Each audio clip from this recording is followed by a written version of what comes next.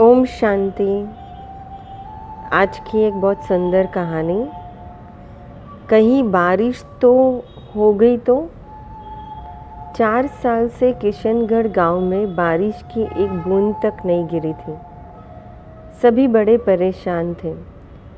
हरिया भी अपनी बीवी बच्चों के साथ जैसे तैसे समय काट रहा था।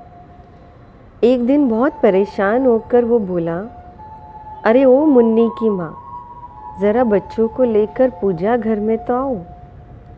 बच्चों की माँ 6 साल की मुन्नी और 4 साल के राजू को लेकर पूजा घर में पहुँची। हरिया हाथ जोड़कर भगवान के सामने बैठा था। वो रूंधी हुई आवाज़ में अपने आंसू छिपाते हुए बोला, सुना है भगवान बच्चों की जल्दी सुनता है। चलो हम सब मिलकर ईश्वर से बारिश के लिए प्रार्थना करते हैं। सभी अपनी अपनी तरह से बारिश के लिए प्रार्थना करने लगे। मुन्नी मन ही मन में बोली, भगवान जी, मेरे बाबा बहुत परेशान हैं। आप तो सब कुछ कर सकते हैं। हमारे गांव में भी बारिश कर दीजिए ना। पूजा करने के कुछ देर बाद हरिया उठा और घर से बाहर निकलने लगा। आप कहाँ जा रहे हैं बाबा? मुन्नी बोली। बस ऐसे ही खेत तक जा रहा हूँ बेटा, हरिया बाहर निकलते हुए बोला। अरे रुको रुको, अपने साथ ये छाता तो लेते जाओ। तो मुन्नी दौड़ कर गई और खूंटी पर टंगा छाता ले आई। छाता देख हरिया बोला, अरे इसका क्या काम, अब तो शाम होने को है, धूप तो जा चुकी है। मुन्नी मासूमियत से बोली, अरे बाबा, थोड़ी देर पहले ही तो हमने प्रार्थना की है कि कहीं बारिश हो गई तो। मुन्नी का जवाब सुन हरिया स्तब्ध रह गया।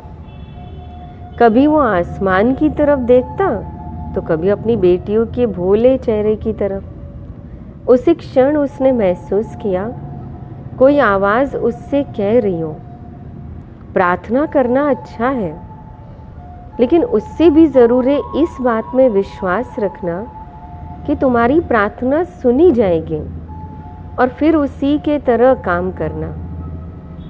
हरिया ने फौरन अपनी बेटी को गोद में उठा लिया, उसके माथे को चूमा और छाता अपने हाथ में घुमाते हुए आगे बढ़ गया।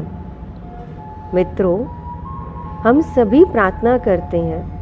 हम सभी अपनी प्रार्थना में पूर्णतः विश्वास नहीं करते और ऐसे में हमारी प्रार्थना बस शब्द बनकर रह जाती है, वास्तविकता में नहीं बदलती। सभी धर्मों में विश्वास की शक्ति का उल्लेख है। कहते भी हैं कि दृढ़ विश्वास हो तो इंसान पहाड़ भी हिला सकता है। और यही सत्य है। दशरथ मांझी के रूप में हमारे सामने इसका एक प्रत्यक्ष प्रमाण भी है। और इसलिए अपनी पूजा को सही मायने में सफल होते देखना चाहते हो तो ईश्वर में विश्वास रखें और ऐसे दर्शाए करें मानो कि जैसे आपकी प्रार्थना सुनी जाने वाली है। और जब आप लगातार ऐसा करते हैं ना, तो भगवान ज़रूर ज़रूर सुनता है।